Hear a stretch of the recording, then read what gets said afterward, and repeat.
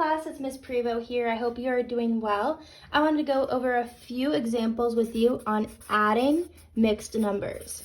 So what you are going to do is you are going to need a writing utensil out and something to write on, and just know that you can pause this video at any moment to think, write, or brainstorm while this video is playing.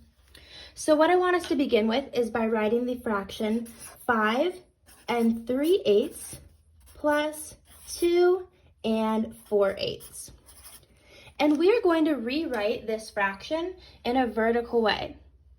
As we are rewriting the fraction, I want you to be thinking about the similarities you notice between our first fraction of 3/8 and our second fraction of 4/8. So you're looking for the similarities between these two fractions of the 3/8 and the 4/8.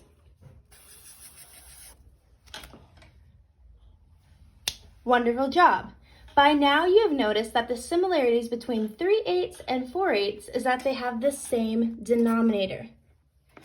When we have a common denominator and we are adding the two fractions together, is the denominator going to change or stay the same?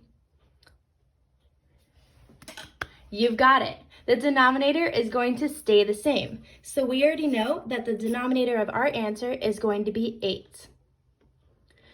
All we have to do now is add our numerators together. Our numerator of 3 and our numerator of 4 is going to give us a sum of,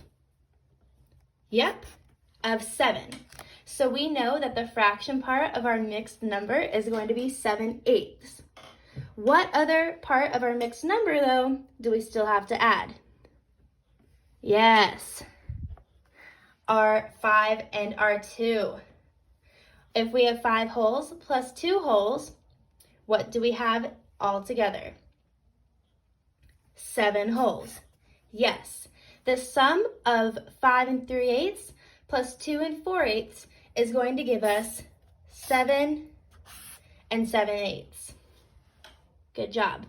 We are going to do another example on adding mixed numbers. So what I want you to do is I want you to write the fraction 2 3/4. And then we are going to add that with 1 2/4. So that's 2 3/4 and 1 2/4. And again, we are going to rewrite this in a vertical way, and I want you to be thinking about the similarities between these two fractions of 3/4 and 2/4.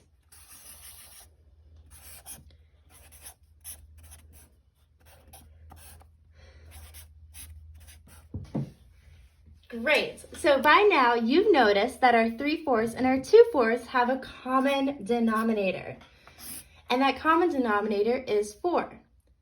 When we add and we have a common denominator, our denominator is going to stay the same, or will it change? Yes, you know that our common denominator, when we add, is going to stay the same. So let's put our common denominator of 4 at the bottom. Now we have to add our numerators of 3 and 2. Our numerator of 3 plus our numerator of 2 is going to give us the numerator of, 5. So we know that 3/4 plus 2/4 is going to give us 5/4. What other part of our mixed number, though, do we still have to add? Yes, our 2 and our 1. 2 plus 1 is going to give us, you've got it, 3. So we have our answer to 2 3/4 plus 1 2/4. However, something looks a little funky to me. I don't know about you, but I'm not sure if I really like seeing a mixed number with an improper fraction. You don't either, do you? Okay, so let's make our mixed number and improper fraction to look a little more formal by just having a mixed number. What do we need to change about this chaos? Yes, let's change our 5/4. So what I'm going to have you do is you're going to write a number bond like we usually do with our little number tree of 5/4. And I want you to be thinking of what can make a whole number if we have 5/4. Think of our population of our denominator and how many parts need to be taken to make that population a whole? Yes, 4 out of the 4 parts need to be taken. So we're going to write 4 over 4, and that is going to be equal to 1 whole. What do we have left over when we have 4/4 out of the 5/4? Yes, we have 1/4 left over. So now we have 4/4 and 1/4. What fraction is going to be equal to 1 whole? Our 4/4.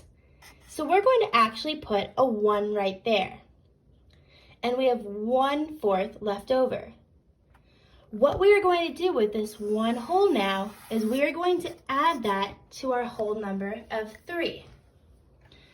So I'm going to turn the page and we are going to add our 1 whole plus 3 whole.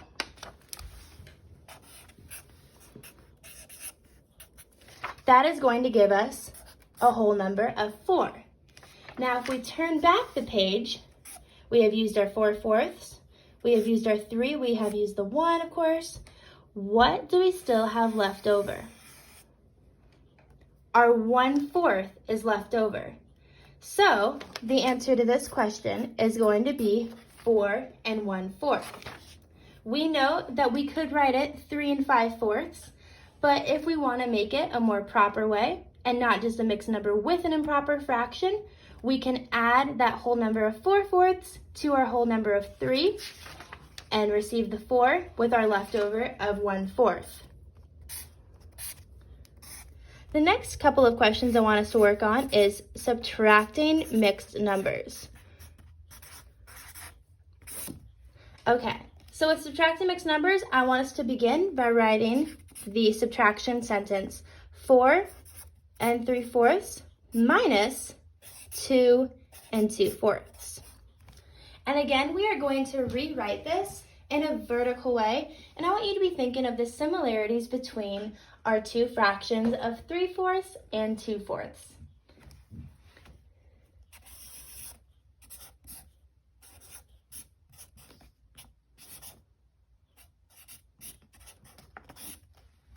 Wonderful. So by now you have noticed that our denominators are the same. We have our common denominator, and we know that when we have a common denominator, our denominator stays the same.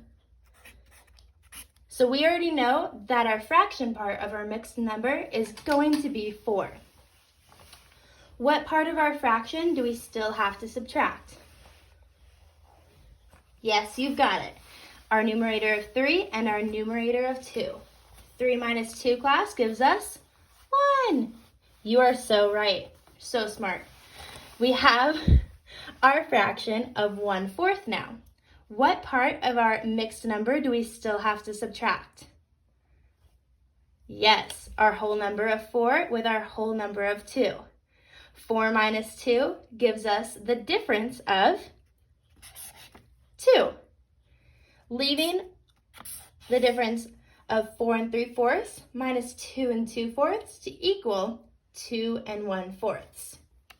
Okay, the next subtraction sentence I want you to write down is going to be 5 3/4 minus 2 5/4.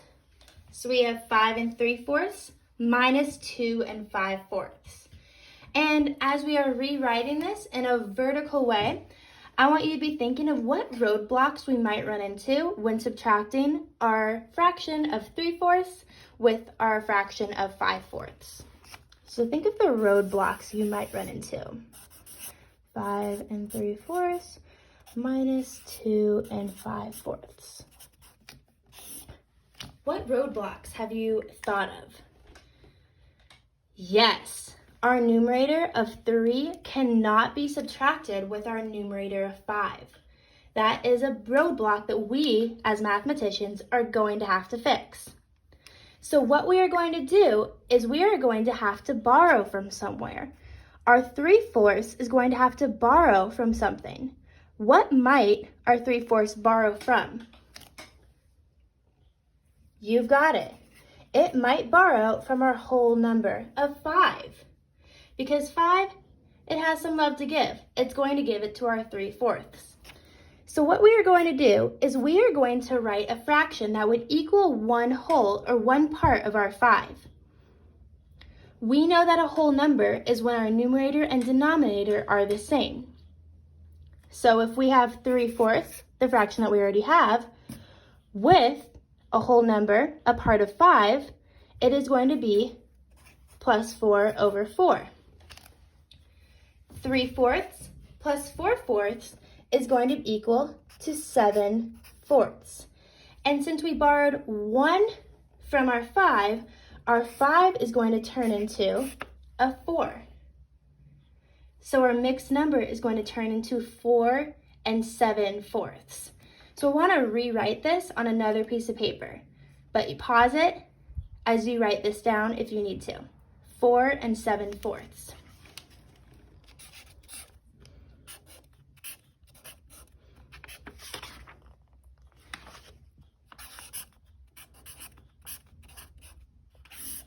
Okay, so now after we borrowed 1 whole number from our 5, we have the mixed number of 4 7/4 minus 2 5/4.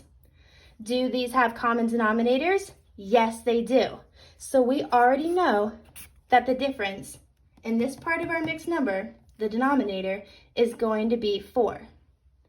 What part of our fraction do we still have to subtract? Our 7 with our, you've got it, our 5. 7 minus 5 gives us a difference of 2. So we know that our fraction part of our mixed number is going to be 2/4.